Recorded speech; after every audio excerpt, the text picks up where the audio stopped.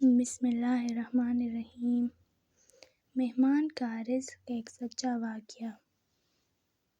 بیان کیا جاتا ہے کہ کسی گاؤں میں ایک صاحب کا اپنی بیوی سے جھگڑا ہو گیا۔ ابھی جھگڑا ختم نہیں ہوا تھا کہ اسی اثناء میں ان کے گھر مہمان آ گیا۔ خاوند نے اسے اپنی بیٹھک میں بٹھا دیا اور بیوی سے کہا، فلاں رشتہ دار مہمان آیا ہے، اس کے لیے کھانا بنا لو۔ وہ غصے میں تھی، کہنے لگی، نہ تمہارے لیے کھانا ہے نہ تمہارے مہمان کے لیے۔ وہ بڑا پریشان ہوا کہ لڑائی تو ہماری اپنی ہے، اگر رشتہ دار کو اس بات کا پتہ چل گیا تو خواہ مخواہ خاندان میں بات ہوگی اور خواری الگ سے ہوگی۔ لہٰذا خاموشی سے آ کر مہمان کے پاس چپ چاپ بیٹھ گیا۔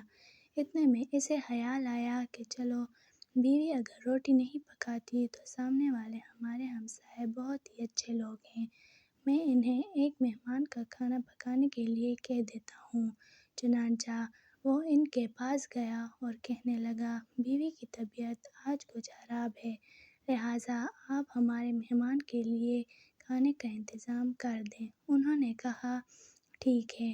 وہ مطمئن ہو کر مہمان کے پاس آ کر بیٹھ گیا کہ مہمان کو کم از کم کھانا تو مل جائے گا، جس سے میری عزت بچ جائے گی۔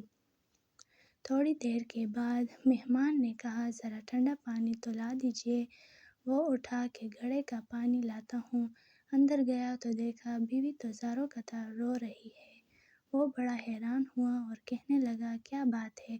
اس نے پہلے سے بھی زیادہ رونا شروع کر دیا۔ کہنے لگی، بس مجھے معاف کر دیں۔ اس کے خاوند نے کہا، بتاؤ تو صحیح، آخر تمہارے رونے کی وجہ کیا ہے؟ تم ایسے کیوں رو رہی ہو؟ بیوی نے کہا، پہلے مجھے معاف کر دیں، پھر میں آپ کو اپنی بات سناؤں گی۔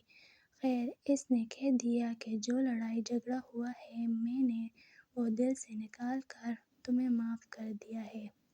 پھر وہ کہنے لگی، جب آپ نے آ کر مہمان کے بارے میں بتایا اور میں نے کہہ دیا کہ نہ تمہارے لیے کچھ پکے گا اور نہ ہی تمہارے مہمان کے لیے کچھ پکے گا تو آپ چلے گئے، مگر میں نے دل میں سوچا کہ لڑائی تو میری اور آپ کی ہے اور یہ مہمان رشتہ دار ہیں، ہمیں اس کے سامنے اپنے جھگڑے کی پول نہیں کھولنی چاہیے۔ چنانچہ میں اٹھی کہ کھانا بناتی ہوں۔ جب میں باورچی خانے میں گئی تو میں نے دیکھا جس بوری میں ہمارا آٹا پڑا ہوتا ہے، ایک سفید لباس شخص اس بوری میں سے آٹا نکال رہا تھا۔ میں یہ منظر دیکھ کر سہم سی گئی۔ وہ مجھے کہنے لگا، اے خاتون، پریشان نہ ہو، یہ تمہارے مہمان کا حصہ تھا جو تمہارے آٹے میں شامل تھا۔ اب چونکہ یہ ہمسائے کے گھر میں پکنا ہے، اس لیے وہی آٹا لینے کے لیے میں یہاں آیا ہوں۔ اس واقعے سے ثابت ہوتا ہے کہ مہمان بعد میں آتا ہے، جبکہ اللہ تعالیٰ اس کا رزق پہلے بھیج دیتا ہے۔ شکریہ۔